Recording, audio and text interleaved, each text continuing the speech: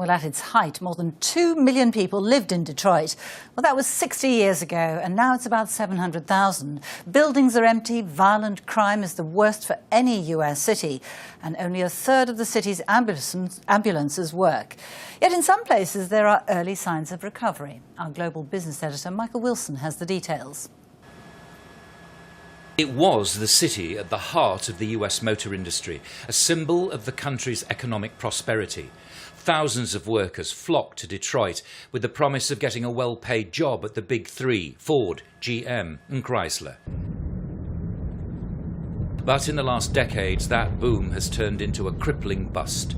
The former Midwest powerhouse is now plagued by a mountain of debt, an estimated $18 billion.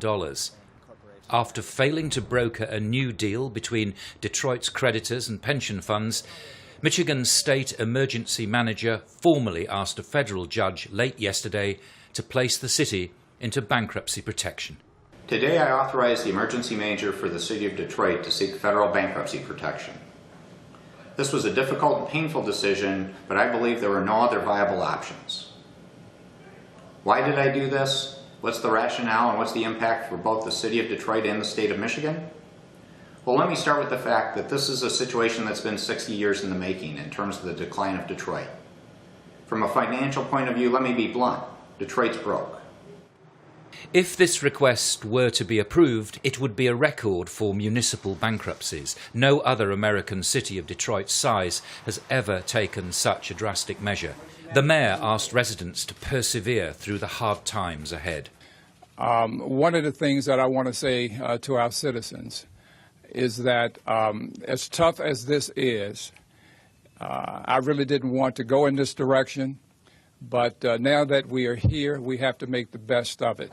Detroit's shocking demise has been blamed on years of corruption, government mismanagement and a slump in car manufacturing. The city's auto companies have been criticised for failing to adapt to competition from Japan and South Korea.